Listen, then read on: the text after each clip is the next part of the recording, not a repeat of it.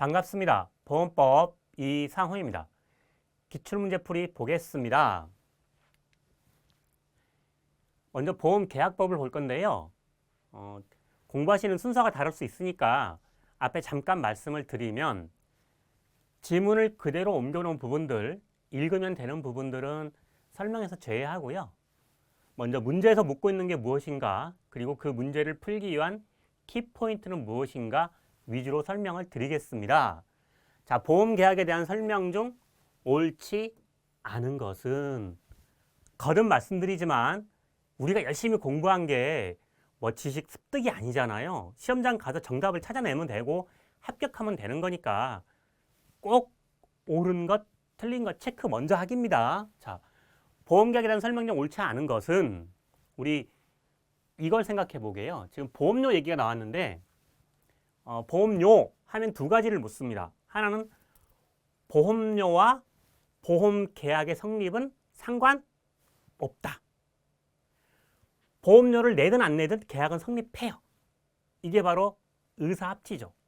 그런데요, 보험료를 내야만 시작을 하는 게 있어요. 책임 개시. 우리가 공부하는 게 합격하려고 하는 것처럼 보험 드는 게 야, 내가 청약한 거 승낙 받았어, 만세! 하는 거예요? 아니죠. 보험 사고가 나면 보험금 받으려고 하는 거잖아요. 근데 보험료를 안 내면, 돈을 안 내면 보험금이 안 나와요.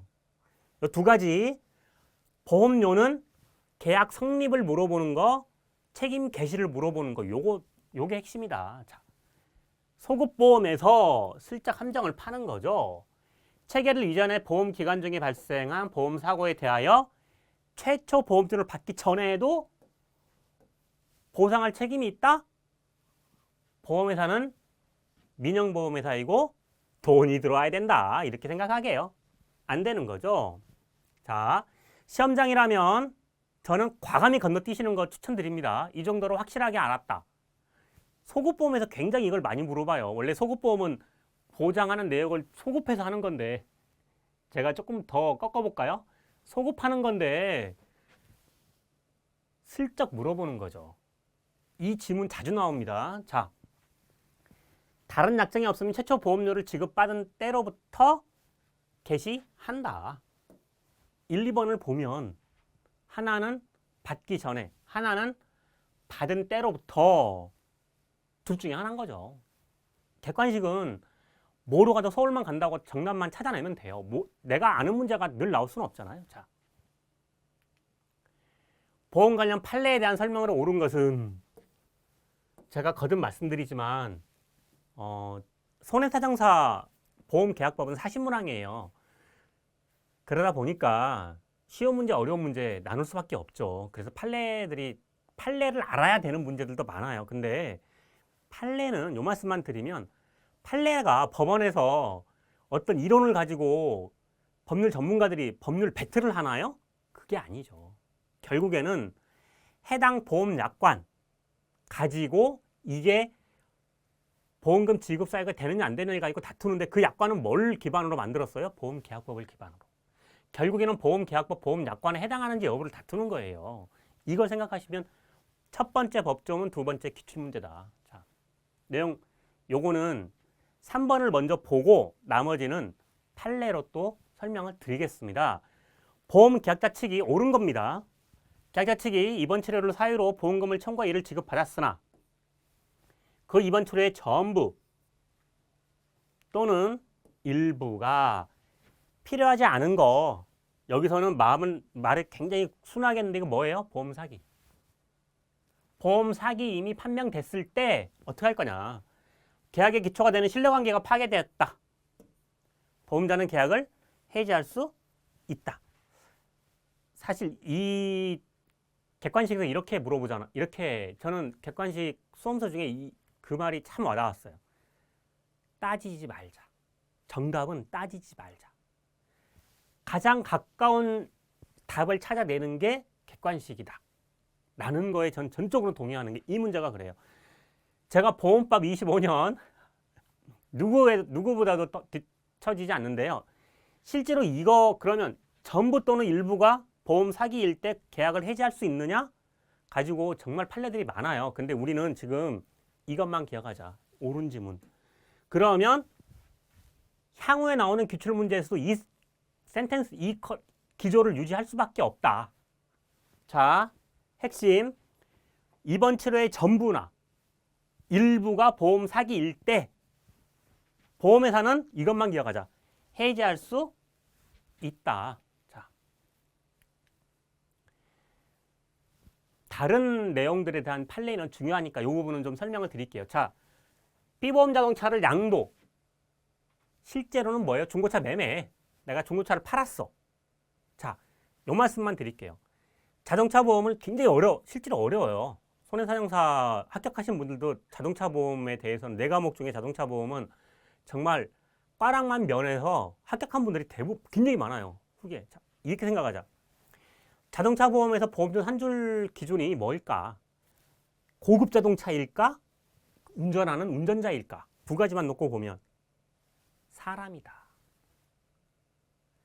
50대, 60대 안전하게 운전을 하는 사람, 10수년간 무사고 운전인 사람이 더 중요한 것이지 이 사람이 가입하는 자동차가 그냥 뭐 1,000만 원짜리냐, 5천만 원짜리냐, 1억짜리냐, 2억짜리냐 이게 중요한 게 아니에요. 그래서 자동차를 양도하면 사람이 바뀌잖아요. 자동차는 그대로 가요.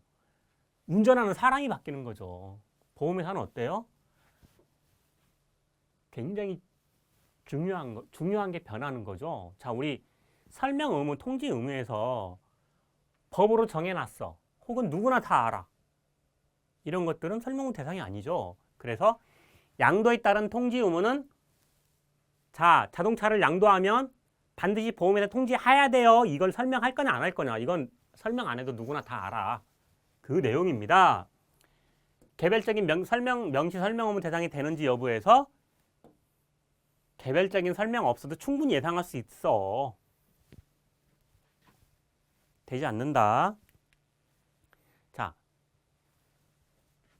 조금 어려운 판례예요. 판례가 원래 몇 개월 동안 이렇게 소송을 하고 판례도 되게 길어요. 근데 우리 시험에서는 그 부분의 일부분만 톡 떼가지고 한 줄로 만들어서 물어보니까 얼마나 어렵겠어요. 어려우신 건 당연합니다. 자, 여기서는 이걸 보자. 피보험자가 보험자에 대해서 부담하는 손해방지 의무 범위는 보험회사에게 부담하는 손해까지 생각할 필요는 없다. 그냥 내가 자동차를 운전하고 가다가 사고를 냈어요. 그러면 내가 낸 사고에 대해서만 걱정하면 되는 거고 그 부분에 대해서만 계산하면 되는 거지. 그걸 보험금을 지급하고 혹시 구상할 게 있어. 뭐 별도로 추가 조치를 할 게 있어. 보험회사 입장에서 있겠죠. 운전자는 그것까지 고민할 필요는 없다는 거죠. 자기가 낸 사고에 대해서만 하면 되는 거지. 보험회사는 나머지는 보험회사가 알아서 할 일이다. 요 내용입니다. 자, 요 판례는 뭐냐면요. 그냥 예니까 예전에 굉장히 유명한 그 탤런트가 사망하고 이제 관심이 뭐였냐면 이혼한 남편이 친권을 행사해서 보험금을 수령할 수 있느냐. 이게 한 세간의 화제가 된 적이 있었어요. 실제로 이제 제가 다녔던 회사에도 그런 문의가 왔는데 이런 내용입니다. 보험금은요. 일반 상속하고 보험하고 차이는 뭐냐면요. 이것만 기억하시면 돼요. 상속은 앞순위가 포기하면 후순위로 넘어가요. 근데 보험은요. 상속인으로 수익자로 정해져 있던 사람이 나 안 받을게. 나는 자격이 없는 게 아니고 나 복잡해. 뭐 이혼도 했고 뭐 여러 가지 내가 받으면 집안에 분란이 생겨. 그 포기해. 그럼 끝이에요. 안 넘어가요. 그때도 실질적으로 문의가 왔었어요. 그래서 어떻게 말씀드렸냐면 청구를 포기하시면 보험금이 안 나가니까 보험금 수령을 위임해라. 그럼 받아가시는데 아무런 문제가 없다. 그렇게 해서 해결한 적이 있었습니다. 자, 요 얘기예요. 상속인이 보험금 청구권을 포기해. 다음 사람한테 안 넘어간다. 안 넘어간다. 여기서 이제 한 가지 하나를 배우면 열을 깨우친다. 우리 보험금 청구권은 뭐냐? 상속재산이냐? 아니다. 고유재산이다. 계약을 체결할 때 이미 성립된 거예요. 고유재산. 요거까지 완벽하십니다. 자, 보험금 청구권자. 먼저 요걸 말씀드릴게요. 보험약관이 나왔어. 우리 시험 범위는 보험계약법이에요. 상법 보험편이에요. 그런데 시험에 대놓고 약관을 물어봐. 생명보험 표준약관은 어디서 뭔 얘기를 했는데 사실 저도 그걸 보면서 야, 이거 시험 범위를 넘는 거 아닌가? 라고 생각을 드는데요. 우리 공부하시는 분들은 아무 걱정하지 마세요. 제가 생명보험회사 소송법 25년 먹고 나왔으니까 꼼꼼히 챙겨드릴게요. 자, 먼저 보험금 청구권자가 보험금을 청구하면서 증거를 위조, 변조, 사기죠.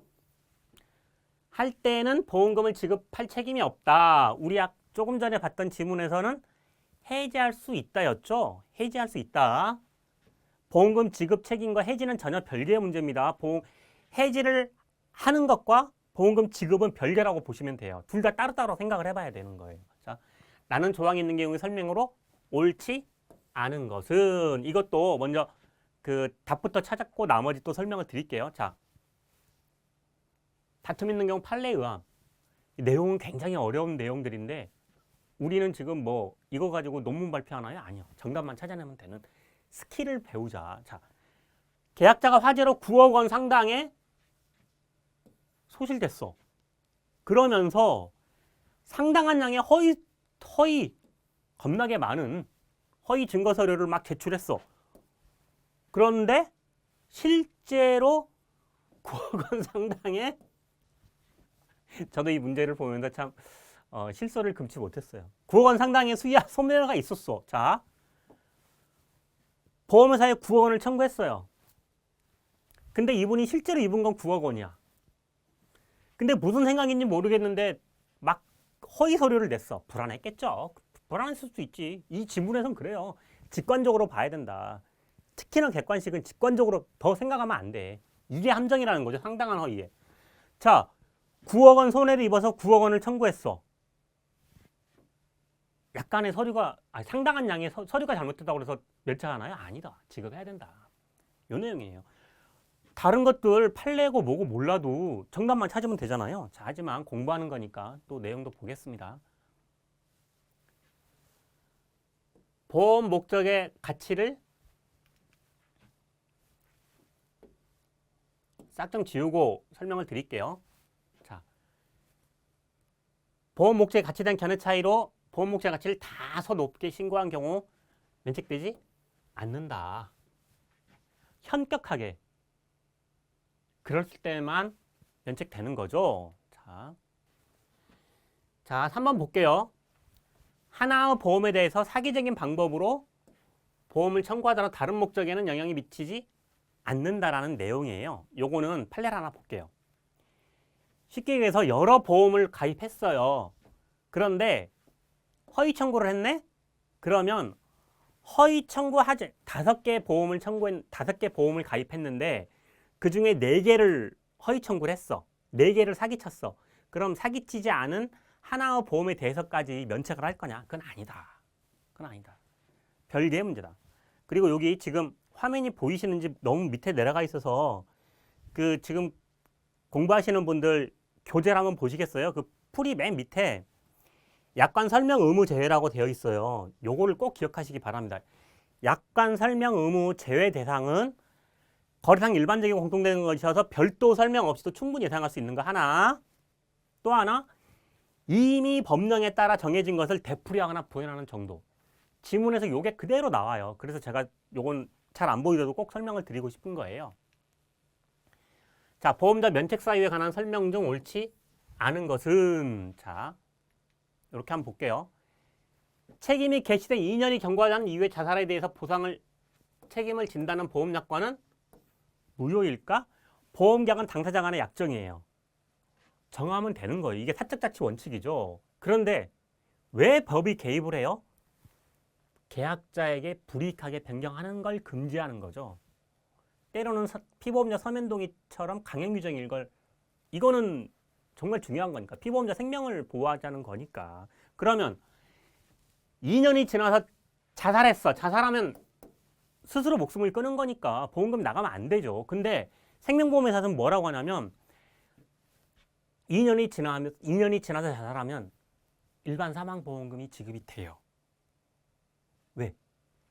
남은 유족의 생계를 보전한다는 취지에서 처음부터 자살하려고 들은지 안 들어 어떻게 알겠어요. 근데 2년이 지나면 그래 2년 정도 지났으면 처음에 자살하고 보험금 받으려고 했어도 심경의 변화가 있거나 처음에 그냥 가입했는데 2년 지나서 한참 살다 보니까 어려워서 자살할 수도 있잖아요. 계약자한테 유리한 거죠. 그래서 당연히 유효하죠. 자, 전쟁으로 인한 면책은 약정이 없으면 원래는 지급할 책임이 없는 거예요. 그런데요, 달리 약정을 하면 지급하는 거죠. 대신 보험료를 추가로 내는 거죠. 이 방금 말씀드린 게 지문의 기출문제에서 지문에도 나와요. 자, 우리 요건 하나는 외우자. 손해보험은 재산상의 손해잖아요. 재산, 물건. 예외하는 게 있어. 그래서 이걸 제가 외우는 거 보험업법, 근태법은 뒤에 속속 들어오는 암기법 계속 말씀을 드리는데 계약법은 사실 이 암기보다는 뭐 숫자 같은 건 암기해야 되지만 문장 자체를 왜 암기하는 건 많지 않은데 요거는 암기하셔야 돼. 그래서 이렇게 생각하자. 내가 보험회사에 보험금 청구했어. 근데 보험금 못 준다네? 그럼 어떻게 돼요? 아, 성질에 하자 생기는 게 자연스럽지. 그걸 허허허 그래 나 대인배야 내가 다 이해할게. 오이 그러게 어딨어요. 저도 보험금 청구했는데 안 주면은 아 이거 봐라 하고 성질 나는데. 자, 면책 성질에 하자 생기는 게 자연스럽지. 요렇게 하나 외우시라고 말씀드렸습니다. 자, 면책사유는 여기서 법정 들어가고 약정 들어가면 이렇게 생각하자.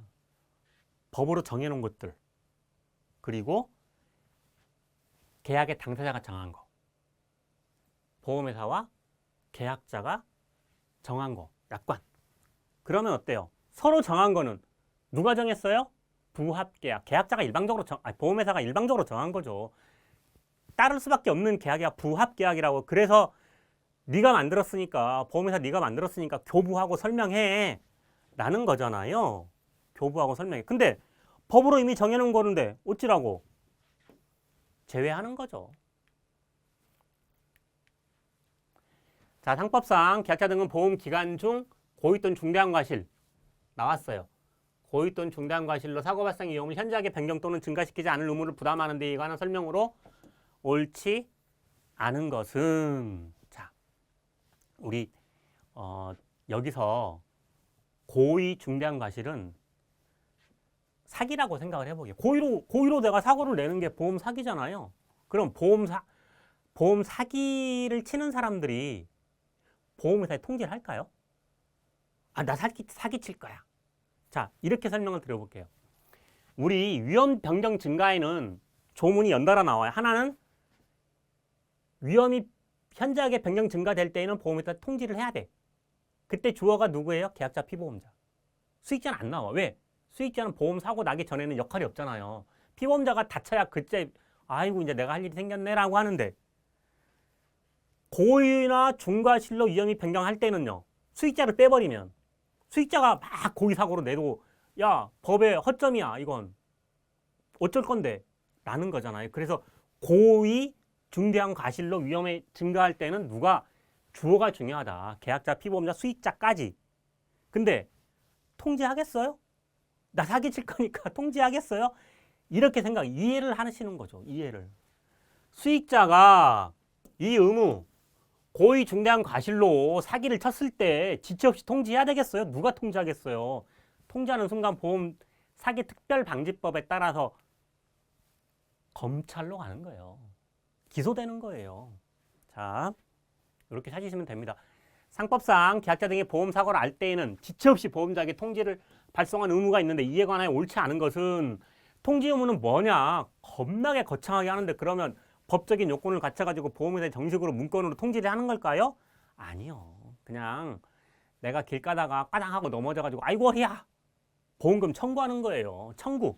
보험금 청구라고 생각하게. 통지 의무 말고 법적인 용어라고 생각하지 말고 통지 의무는 보험 사고 발생에 대해서 통지는 보험금 청구하는 거예요. 자, 그런데 보험금 청구를 게을리 했더니 보험회사가 계약을 해지해버려? 어휴, 무서워서 나 다친 적 없어요. 나 보험사고 난 적이 없어요. 하겠죠. 내용을 아시면 보험계약법은 당사자 간의 약정 그리고 계약 관계자의 명확한 내용을 아시면 나머지 많은 문제를 풀 수 있습니다. 자. 고지 의무 위반 알릴 의무. 자, 고지 의무 위반 사실이 보험사고에 영향을 미치지 아니하였음이 증명된 경우에 옳지 않은 거 우리 알릴 의무 위반 나오면 아까 제가 보험료가 계약 성립과 책임 개시 영향을 두 가지로 물어본다고 그랬잖아요. 이것도 그래요. 자, 고지 의무 위반이 있어. 그러면 인과관계가 있다. 해지할 수 있다. 인과관계가 없다. 보험금 지급해야 된다. 결론은요. 생산직인데 사무직이라고 고지 의무 위반했어. 당연히 고지 의무 위반이죠. 왜냐하면 가서 일의 리스크가 다르잖아요. 뭐 생산직, 사무직 차별을 그런 건 택도 없는 소리죠. 아시죠? 자, 그런데 일을 하다가 지게차 운전을 하시다가 사고를 나면 인과관계 있는 사고죠. 해지도 하고 보험금도 안 줘. 자, 근데 이분이 산에 가서 주말에 산에 가서 동호회에서 산에 갔다가 낙상을 하셨어. 그러면 직업 고지 의무 위반하고 영향이 있어요? 없죠. 이게 이제 문제가 되는 거죠. 인과관계가 없어. 보험금 지급해야죠. 해지는요? 할 수 있죠. 요게 방점이에요. 인과관계가 없어도 고지 의무 위반 사실이 확인되면 보험회사는 안 날로부터 1개월 이내에 계약을 해지해야만 해요. 굉장히 중요해요. 소송에서 이거 정말 다툼이 많아요. 그래서 우리 출제하시는 분들도 그 내용을 알거든요. 그래서 고지 의무 위반 나오면 해지 부분 하나, 보험금 지급 여부 하나 이걸 자꾸 섞어서 막 되게 헷갈려요. 근데 그렇게 딱 정리하시면 됩니다. 자,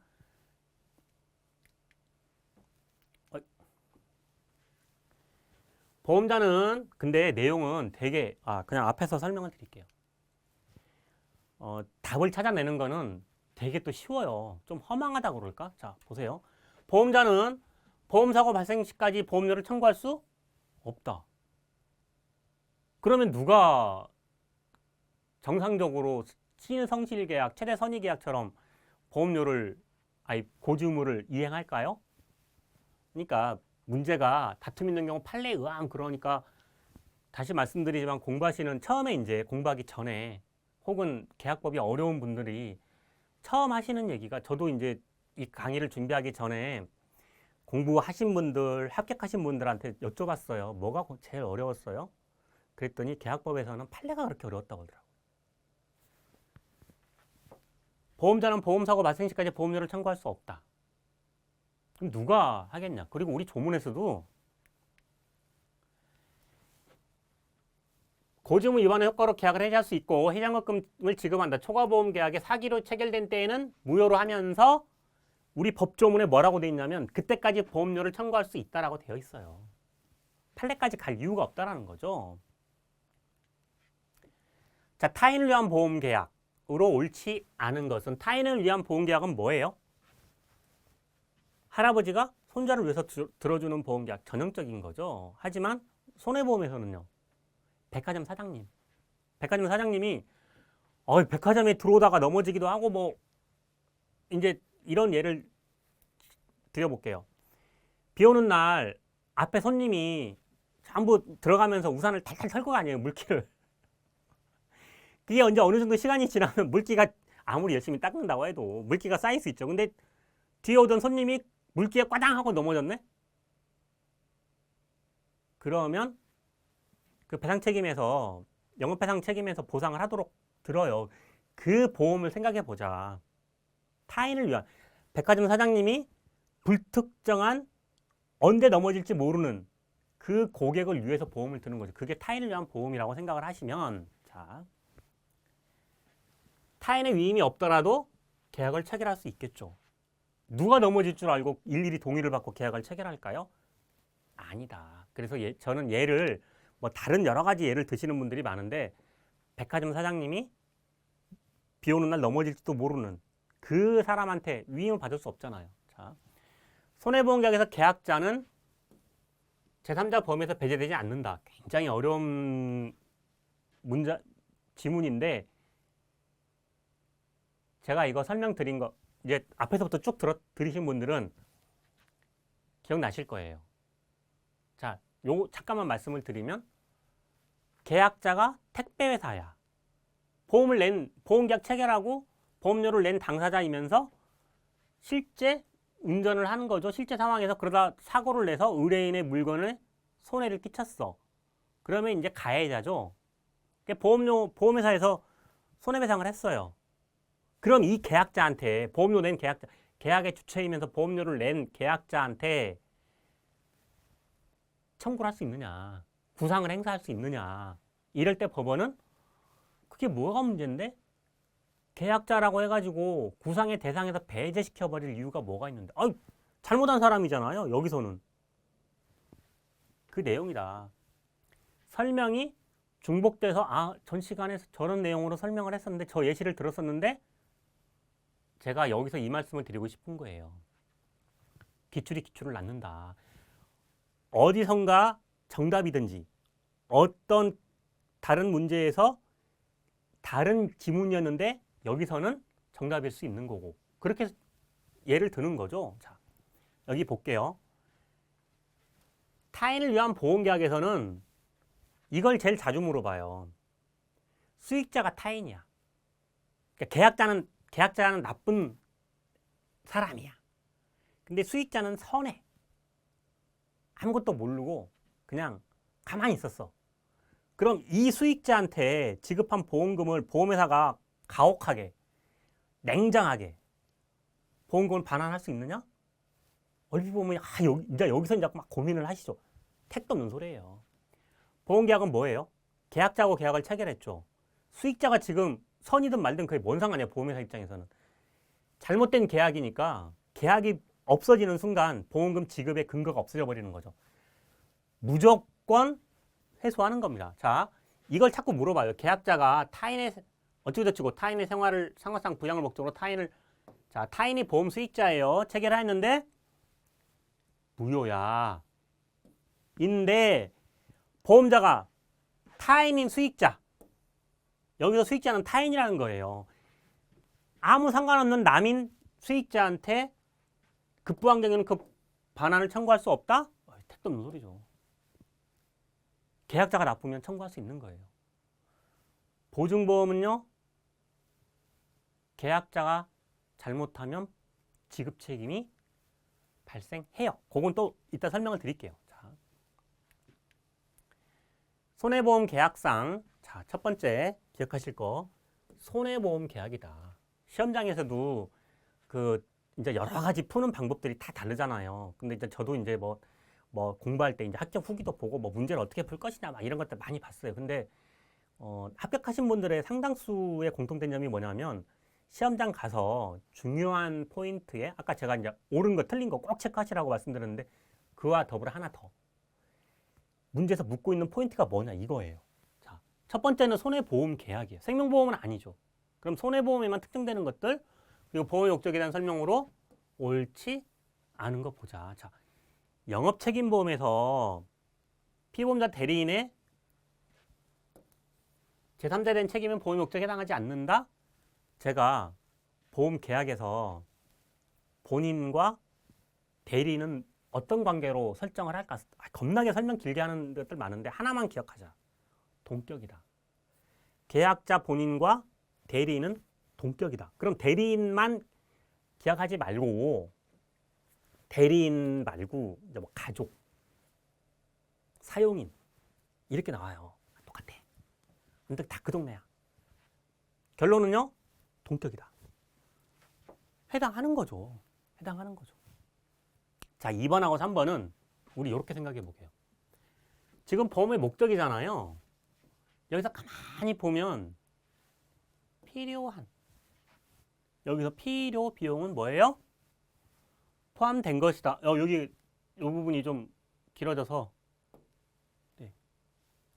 자, 필요한 포함된다. 필요한 건 당연히 포함해야죠. 그리고요. 여기 요 문제하고 요 문제가 같은 거죠. 요렇게 갖고 1번, 4번은요. 화재보험에서 집합된 물건을 일괄하여 보험의 목적으로 한 때에는 피보험자의 가족과 사용인의 물건도 포함된다. 자, 여기서 요거 하나만 기억하자. 본인과 대리인은 동격이다. 동격이다. 근데 대리인의 범주에 가족이나 사용인도 포함된다. 이렇게 생각하시라. 우리 객관식에서는 이것만 기억하셔도 충분해요. 자, 손해방지 비용에 대한 설명으로 옳지 않은 것은 손해방지 비용에선 저는 요걸 하나 기억하자. 뭐냐? 손해방지는 보험 사고 얼핏 내용에 손해를 방지해, 예방해. 그러니까 보험 사고 전에 뭔가를 액션을 취해서 사고가 안 나게끔 하는 것 같은데 아니다. 전제는 뭐냐면 보험 사고가 발생한 후에. 사고 전이 아니고 사고 후. 사고 후에 등장하는 게 손해방지 의무예요. 유조차를 몰고 가는 트럭 기사님이 되게 피곤하셔. 노래를 불러보고 꼬집어보고 머리도 찧어보고 했나 안 돼. 하다가 커브를 돌다가 깜빡했더니 까당 넘어졌어. 막 기름이 철철철철 흘러내려. 이걸 생각하자. 이걸 생각하자. 자.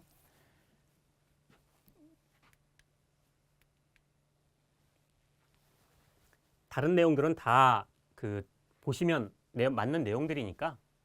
자, 손해방지 비용과 방어 비용에도 적용될 거냐, 손해방지 비용이 그대로 방어 비용에도 적용될 거냐라는 거예요. 자, 앞에 여기는 다 옳은 내용들이니까 요것만 손해방지 비용은 손해의 보험 사고가 발생한 경우에요. 손해 확대를 방지하는 비용이고요. 방어 비용은요. 방어를 위해서 지출한 비용이에요. 용도가 달라요. 용도가 달라. 그래서 그 규정이 당연히 방어 비용에도 적용된다고 적용되지 않는다. 적용되지 않는다. 여기서는 이것만 기억하자. 손해방지 비용은 첫 번째 사고 발생 후에, 두 번째 방어 비용과 별개다. 이렇게 생각하시면 됩니다. 자, 예정보험이냐, 예정.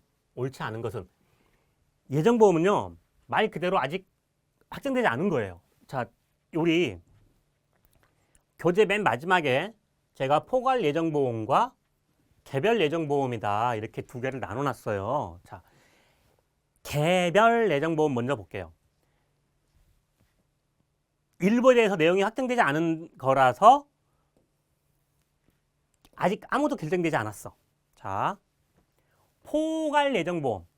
포괄 예정보험. 우리 요걸 하나 기억하자. 포괄 예정보험 기억하시면요. 이렇게 생각해 보게요. 물류창고.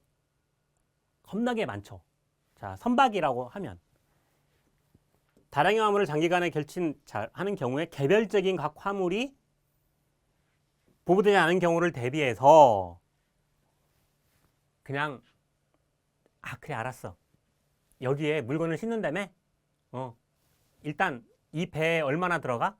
총괄로 정하는 거예요. 일단 정하는데 그러면 여기서 핵심은 뭐겠어요? 포괄로 보험 가입을 했으면 든 쪽이나 보험금을 지급할 쪽이나 뭐가 제일 궁금할까요? 사고 났을 때 먼 물건들이 뭐가 있었어? 리스트. 개개의 화물이 부고되었음을 통지서, 입증하는 통지서. 이걸 근거로 하는 거죠. 우리 요걸 꼭 기억하시자.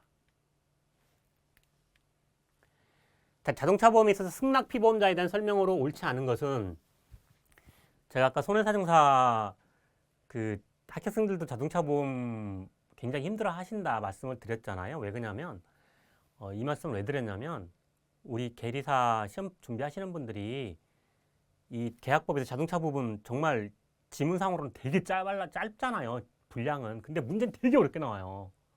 너무 스트레스 받지 마시라. 요거 하나만 기억하자. 자동차 보험에 대해서 정말 막 구성 문제까지 나오는 현실에서 저는 딱 하나만 말씀드리면 자동차 손해배상보장법은 취지가 폭넓게 보장하기 위한 거예요. 다시 말씀드릴게요. 자동차 손해배상보장법, 자배법은 자동차 사고로 인한 피해자 보호를 폭넓게 하기 위한 거예요. 웬만하면 보상해요. 웬만하면 다 인정해줘. 웬만하면 다 승낙 피보험자야. 이걸 머릿속에 두고 보시라는 거예요. 자, 렌터카 회사로부터 차량을 빌린 경우 빌린 사람은 승낙 피보험자야 보상을 하겠죠. 자, 우리 3번 먼저 설명을 드릴게요. 승낙 피보험자는 기명 피보험자로부터 명시적, 개별적 승낙을 받아야만 하는 것은 아니고 묵시적, 포괄적 승낙이어도 자, 여기서 만약에 깐깐하게 묵시적은 안 되고 포괄적도 안 돼. 그럼 어떻게 돼요? 피해자가 손해보는 거죠. 피해자한테 피해가 간 불이익을 받는 거잖아요. 아니야. 폭넓게 보장하는 게 핵심이에요. 자, 2번하고 4번은요. 이제 문제가 시험장에서 내가 잘 모르는 문제가 나왔어. 그러면 저는 제일 좋은 방법은 잘 찍으신 분들은 찍어도 돼요. 근데 지문에서 정답을 찾자. 하나는 소유권 이전 등록을 마치지 않았고요. 하나는 소유권 등록 이전을 마쳤어요. 이게 차이인 거예요. 자, 여기서 설명을 드리는 게 낫겠네요. 네. 자, 2번은 제가 판례로 설명을 좀 드릴게요. 아까 2번과 4번에서 소유권 이전 등록을 했느냐 안 했느냐 이게 달랐잖아요. 첫 번째가 매수하고 소유권 이전 등록을 하지 않았어. 그러니까 우리 중고차 매매할 때 이렇게 실무를 하죠. 실제로. 자, 만나가지고 차를 보고 오케이 하고 돈을 줘. 그리고 키를 받아. 이제 막 운전을 하고 가죠. 자, 운전을 하고 가는 이 시점. 소유권 이전 등록 아직 안 넘어갔죠. 아니, 도착해야 뭘 이제 가서 뭐 관할 구청이든 어디든 가서 이제 신고를 할 거 아니에요. 서류를 접수할 거 아니에요. 요 상황이다라고 생각을 해보면. 자, 보게요. 지금 자동차를 산 사람이 양수인이 운행을 하면서 판 사람, 매도인과 합의하에 매도인을 피보험자로 해. 판 사람을, 그럼 여기서 지금 피보험자는 뭐예요? 판 사람. 그런데 그럼 매수인은 뭐냐? 지금 운전대를 잡고 있는 매수인은 뭐냐? 승낙 피보험자에 해당할 거냐? 이렇게 생각하자. 자, 먼저 요거 판결 요지를 설명을 드릴게요. 매수하고 소유권 이전 등록을 마치지 아니한 채 인도받아 운행하면서 합의하에 매도인을 피보험자로 한 체결하였다면 그 매수인은 산 사람은 약관에 따른 승낙을 얻어 자동차를 운행하는 자인데, 다시 말씀드리면 하나하나 개별적인 사례까지 들어가서 하면 굉장히 어려워요. 그러니까 여기서는 이렇게 생각하자. 웬만하면 승낙 피보험자로 보고 웬만하면 피해자 보상을 하는 거예요. 그럼 여기서 해당하는 걸로 봐야죠. 보증보험에 있어서 보상 책임에 대한 설명으로 옳지 않은 것은, 자, 요 말씀을 드리면 일반적인 보험 계약은 당사자 간의 약정이잖아요.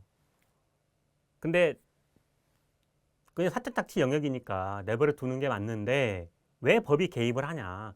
한쪽이 너무 기울어져 있으니까. 계약자가 약자니까 구조상 그럴 수밖에 없잖아요. 보험회사는 크니까.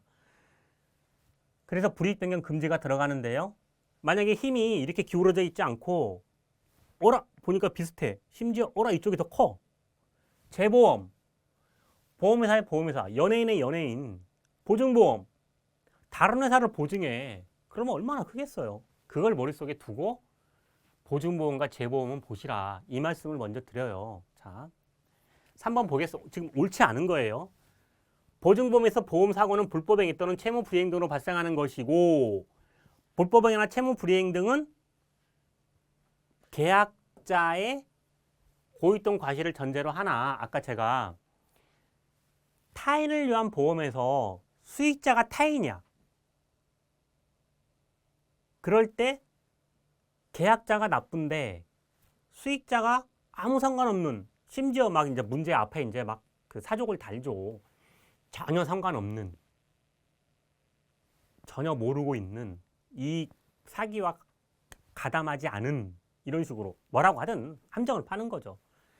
그 수익자한테 지급한 보험금은요 고민할 이유가 없다. 얄짤 없다. 무조건 반환 청구하는 거다. 안 나갔으면 지급 면책이다. 즉 면책사유에 해당한다.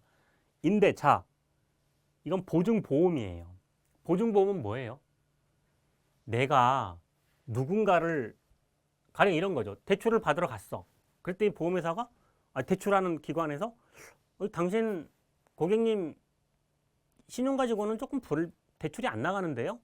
누구 보증 세우실 수 있을 분이 있나요? 내가 보증 세울게. 결국에는 보증보험은 왜 들어요? 계약자를 위한 건가요? 아니죠. 그 보증보험의 수혜를 받는 거는 그 보증보험 계약의 피보험자인 거죠. 그래서 자, 계약자에게 고의 또는 중대한 과실이 있는 경우에 보험자가 면책해버리면 계약자가 잘못했다고 그래가지고 결국 계약자가 사기치려고 의도했어. 그러면 그 보증을 쓴 대상자가 같이 못 받아버리는 거니까 보증보험 이유가 없어져 버린 거죠. 보증을 쓰는 거니까. 그건 이제 보증보험 회사와 계약자 간의 문제가 되는 거죠. 거기에 받는 피보험자, 수익자까지 피해가 가면 안 되는 거죠. 지금 요 얘기예요. 그래서 이럴 때는 적용되지 않는다. 계약자에게 우리 보증보험은 요게 핵심이다. 계약자에게 고의 또는 중대한 과실이 있는 경우에 피보험자에게 책임이 없으면 적용하지 않는다. 돈 줘야 된다. 자, 피보험 이익 나오면 제가 이렇게 예를 많이 드리죠. 피보험 이득, 재산상, 경제적 같은 범주죠. 그러면 생명보험에는 피보험 이익이 개입할까요? 대기업 회장님, 그분이 가지고 있는 그룹의 가치만큼 생명의 가치가 있는 거고, 서울역 노숙하시는 분은 그분이 지금 깔고 앉아 있는 그 신문지 한두 장만큼의 가치가 있는 건가요? 택도 없는 소리죠. 뭐 논리적이든 도덕적이든 뭐 경제적이든 다 안 되는 거죠. 그에 반해 손해보험은요 반드시 필요한 거죠. 이득 금지가 첫 번째 원칙이죠. 그래서 제가 아침에 일어났더니 차를 바꾸고 싶어. 서울 광화문에 차를 몰고 가서 가장 보험금 많이 나올 만한 차에 꽝 하고 추돌을 하고 내서 룰루랄라 하고 보험금 받아가지고 자동차를 바꿔. 택도 없는 소리죠. 그걸 생각하자. 자, 피보험 이익이란 경제적 가치를 얘기하는 거고요. 생명보험에는 아예 피보험 이익, 경제적 가치가 개입할 여지가 없는 거죠. 그래서 문제가 없어. 상법은 손해보험에 관한 이 피보험 이익을 인정하고 있는 규정을 반해. 그러면 인보험에는 아예 없다. 지금 가만히 보시면 같은 얘기를 하는 거예요. 같은 얘기. 생명보험에 없어. 인보험, 생명보험, 상해보험, 질병보험 없는 거죠. 자, 우리 요걸 기억하시자. 요거는 여기 예를 들면서 자 볼게요. 무보험 자동차 보험. 자동차 보험은 어느 영역이에요? 손해보험. 손해보험은 뭐가 들어가죠? 피보험 이익, 중복보험, 이득금지 원칙 이런 게 적용되는 거예요. 이게 원칙이다. 이게 원칙이다. 이걸 머릿속에 둬라. 그런데 어라? 상해담보야. 제가 조금 전에 인보험은 뭐예요? 생명보험, 상해보험, 질병보험. 큰 테두리에서 보면 손해보험인데 여기 무보험차 상해보험은 인보험이네? 그럼 이제 여기서 헷갈리는 거죠. 야, 그러면 여기서 중복보험, 경제적 이득, 피보험 이건 개입해야 돼, 안 해야 돼? 라는 걸 물어보는 거예요. 자, 하나의 사고가 가는 여러 개의 무보험 자동차를 가입했어. 그러면 한 사고가 났는데 100만 원 손해를 봤는데 5개를 들면 500만 원을 받을 수 있느냐? 인보험에는 5개 받을 수 있죠. 근데 손해보험이라고 보면 받을 수 없는 거죠. 뭐냐? 결론은 손해보험이야. 손해보험에서 의무보험, 대인, 대물 있고 추가로 드는 거. 자기 신체, 무보험차 상해. 이런 것들 가입하자는 거잖아요. 그래서 여기서는 안 된다. 중복보험을, 초과보험을 인정하지 않으니까 중복보험, 초과보험의 보상 방법은요. 각자 비율만큼만 보상하는 거예요. 비율만큼. 만약에 비율만큼 안 하고 각자 가지고 있는 보험금 지급 한도만큼 하면 전부 사고에 대해서 1억짜리 사고를 났어. 그럼 전부 1억씩 줘버려. 근데 비율만큼 여기는 2천만 원, 여기는 5천만 원, 저기는 3천만 원 이렇게 주면 합은 1억. 이득금지 안 넘어가는 거죠. 그렇게 생각하시는 거예요. 자, 인보험. 제가 조금 전에 생명보험과 손해보험과 인보험의 가장 큰 차이는 뭐냐? 경제적 가치. 이런 게 한쪽은 개입할 여지가 없고 또 하나. 그러니까 구상권, 보험자 대위 이런 게 개입할 여지가 없어요. 자, 보험자 대위에 관한 설명으로 옳은 것은 또 이게 자기 신체 사고가 나오는데요. 자, 예로 한번 들어볼게요. 상해보험의 경우에 피보험자 제3자에 대한 권리를 행사할 수 있는지 여부가 어디서 들은 것 같은데? 네. 기출에 나왔던 거예요. 자, 설명 들어볼게요. 상해보험의 경우에 인보험에서 유일하게 약정을 하는 경우에 대위권, 구상권 이게 인정이 되는 거죠. 자, 제3자의 권리를 대위하여 행사할 수 있다는 취지의 약정이 있어. 약정을 하면 할 수 있어. 근데 약정이 없으면 행사할 수 너무나 당연한 거죠. 그래서 인보험에서 생명보험, 상해보험, 질병보험의 가장 큰 특징들, 차이점을 하나만 얘기해봐. 그러면 상해보험에 한해서 약정이 있는 한 이게 전제예요. 그냥 상해보험은 보험자 대위가 가능하다. 땡. 약정을 하는 경우에 한해서 대위권을 할 수 있어. 그래서 제가 본강의 맨 처음에 보험계약의 의의는 뭐냐. 수없이 많은 그리고 보험계약법을 강의를 스타트하는 첫 게시하는 여러 가지 멘트 중에 보험계약은 한마디로 정의하면 당사자 간에 약속하여 정하는 약정이다. 법이라는 단어가 하나도 안 들어간다. 이게 먼저다. 이걸 머릿속에 두고 문제를 푸시면 정말 많은 문제를 풀 수 있다라고 말씀드렸잖아요. 약정을 해야 돼요. 자, 자기 신체 사고에 대해서 상대방 차량이 가입한 대인배상 약관에 따라서 보상받을 수 있는 이거 이렇게 생각하게요. 내가 가입한 자동차 보험하고 상대방이 가입한 자동차 보험 양쪽에서 다 돈이 나올 수 있죠. 그 양쪽에서 다 받으면 어떻게 돼요? 중복보험, 초과보험, 이득금지 원칙을 깨는 거죠. 그래서 한쪽에서 공제하는 거예요. 공제한 액수만을 지급하는 게 과연 이게 야 이거 피보험자한테 계약자 불이익 원칙에 해당되는 거 아니야? 아니야. 아니야.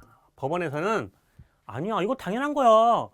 양쪽에서 다 여기서도 받고 여기서도 받으면 1 플러스 1, 2가 되게? 아니지. 1이 돼야 되지. 이득금지 원칙이 적용돼야 되지라는 거예요. 자, 이것도 봤던 판례입니다. 자, 3자에 대한 보험 대리를 금지한 내용에서 그럼 우리 요렇게 설명을 드릴게요. 자, 3자에 대한 권리하고 보험 대리권하고 같지 않다. 우리 요것만 기억하자. 판례가 겁나게 어렵게 나와 있는데요. 요것만 기억하자. 보험자 대위를 금지하고 있어. 인보험에서. 그렇다고 해서 계약자의 다른 권리까지 양도할 수 없다. 금지한다. 이건 아니다. 별개다. 라는 겁니다. 자, 타인의 생명보험 계약에서 타인의 생명보험 계약 그러면 타인의 사망 계약자와 피보험자가 다른 겁니다. 타인을 위한 수익자가 다른 거고요. 타인의 생명 그러면 계약자 피보험자가 다른 거예요. 피보험자 서면 동의의 철회 옳지 않은 것은 피보험자는 동의를 어떻게 해요? 서면에다가. 그래서 서면 동의 철회 이렇게 약관에서는 정해놓고 있어요. 법 조문에 약관 조문에 자 이렇게 예를 들어볼게요. 부부가 혼인관계를 유지할 동안에 일방이 뭐 남녀 이렇게 하지 않을게요. 일방이 계약자, 일방이 피보험자였어. 근데 이제 좀 극단적으로 설명을 드릴게요. 한쪽이 바람이 나가지고 내연관계야. 그게 상대방 보험금이 겁나게 많이 나와. 근데 이혼을 했네? 막 치고받고 싸워서 막 이혼을 했어 이제. 그러면 피보험자로 있는 일방은 정말 매일매일 언제 죽을지 어떻게 죽을지 그 불안감에 스릴러를 찍는 공포영화 찍는 거죠. 그럴 때 피보험자 살아야 될 거 아니에요. 그래서 법이 보호장치, 구제장치를 둔 거예요. 피보험자가 이러는 거예요. 보험회사를 상대로. 나 그 동의 철회할래. 나 다시 돌아갈래. 그러면 효력이 언제 발생하냐? 소급해서 이거 자꾸 물어봐요. 안 돼. 앞으로. 장래. 소급 안 돼. 장래. 이걸 먼저 기억하자. 자, 그러면은요. 동의를 처리할 수 있다.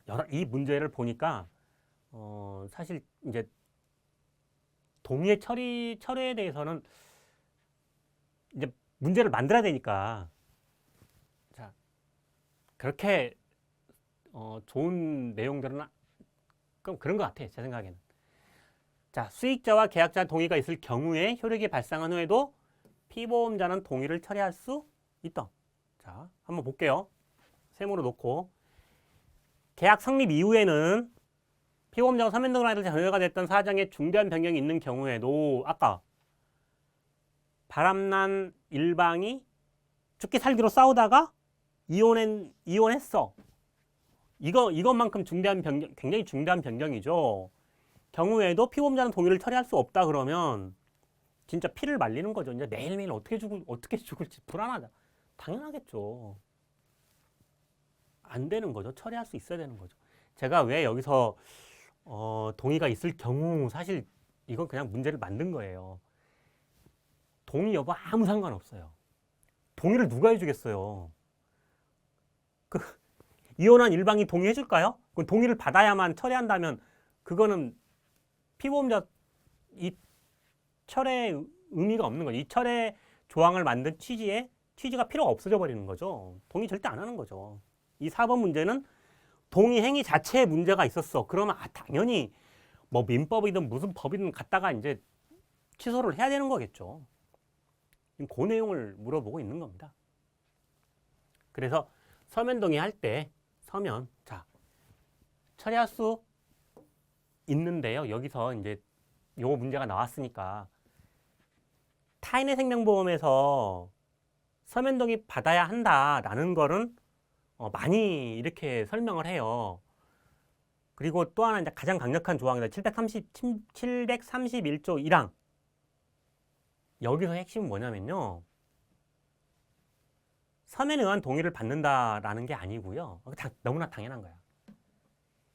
계약 체결 시. 언제요? 계약 체결 시. 이게 사실은 가장 중요한 거예요.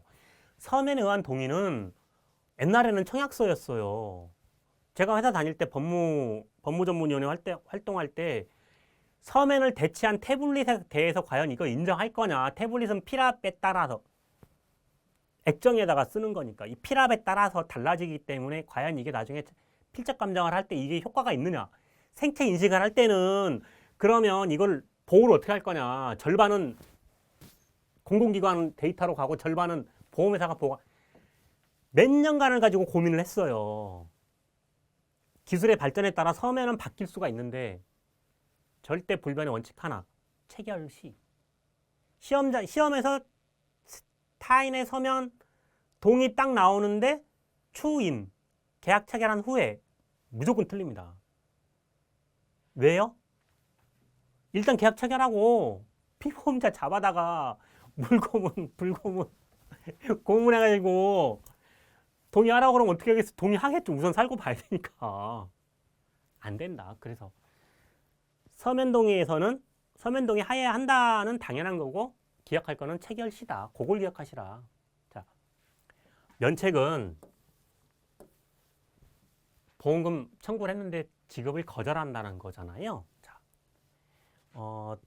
요거는 자 아까 그 수익자가 한 사람이 보험금 청구를 포기하면 다음으로 안 넘어간다. 요거 기억하시는 거고 수익자 중에서 물어보는 거. 부부가 있어. 근데 일방을 살해했어. 그러면 자식이 있어. 자, 자녀 이렇게 해볼게요. 부부 여기 그냥 지우고 제가 할게요.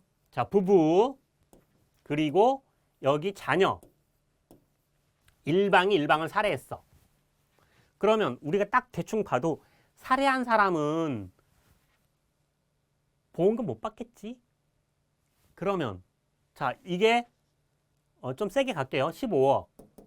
여기가 10억이야.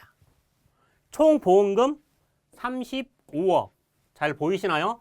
35억이라고 하고요. 35억이야. 자, 일방이 살해했어.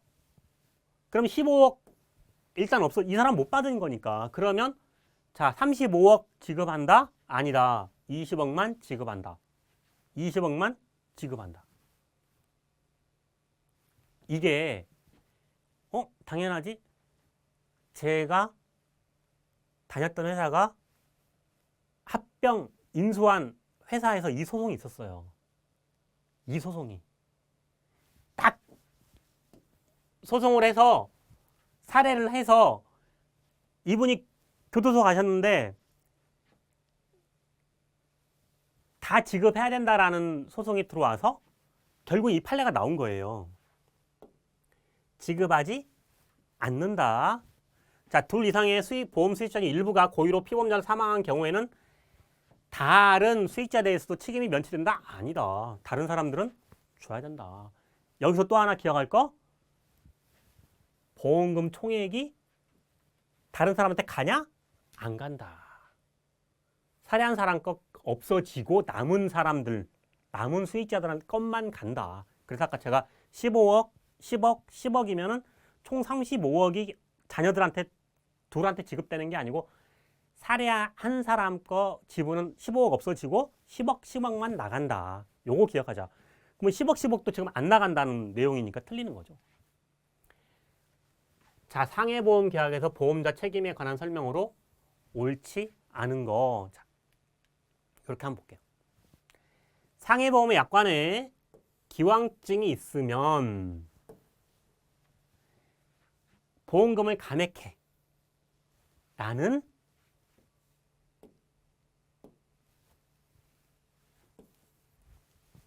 약정,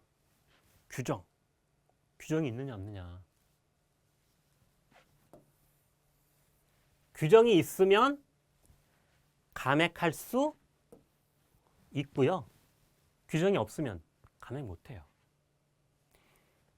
제가 강의 처음에 보험계약법을 어렵게 당연히 어렵죠. 하지만 뭐라고 말씀드렸죠? 당사자 간에 약속하여 정하는 것이 보험계약이고 그로써 효력을 발생한다. 보험계약의 의의에 보험계약법의 의의가 법이라는 단어가 한 글자도 안 들어간다. 이걸 기억하시고 이걸 이해하면 정말 많은 문제를 풀 수 있다고 말씀드렸잖아요. 규정이 있어야 돼요. 규정이 없으면 안 돼요. 자, 임보험계약의 중과실 면책에 관한 설명으로 옳지 않은 것은 자, 한번 볼까요?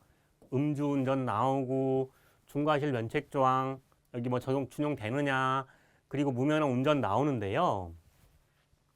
요것만 예를 들어볼게요.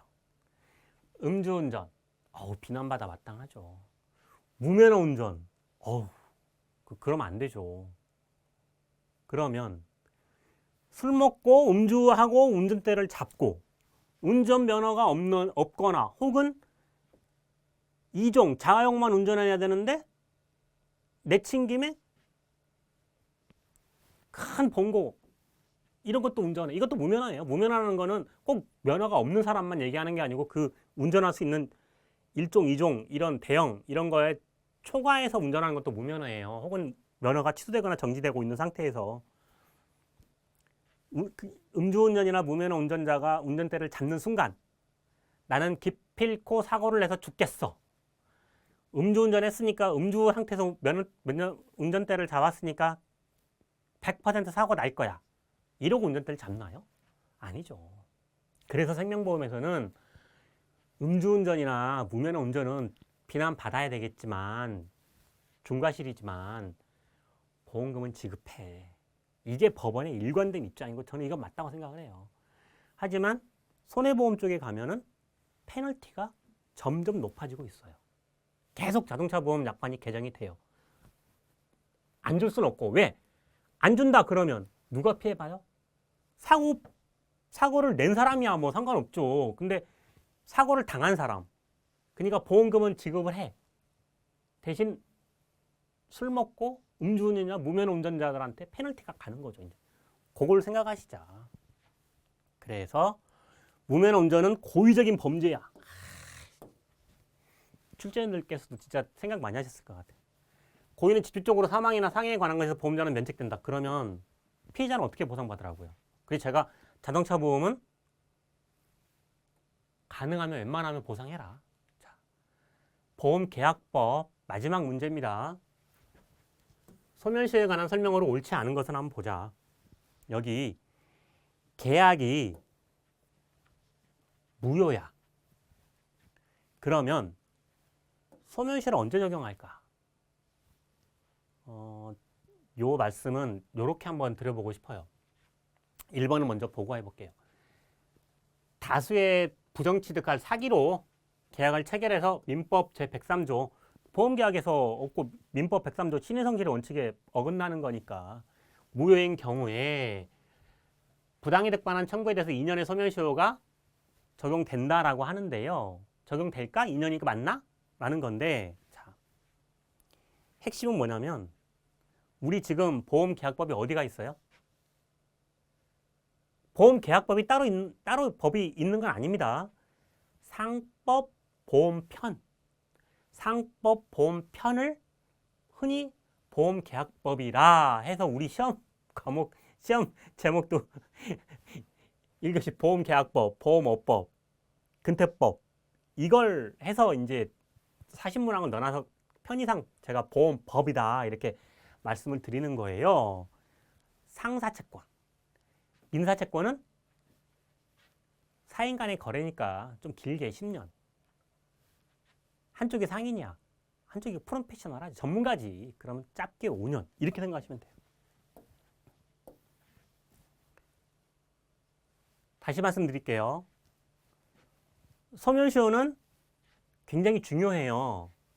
여기서 무효인 경우에 부당이득 반환 청구권에 대해서는 상사채권 5년이 적용된다. 머릿속에 기억하시기 바랍니다.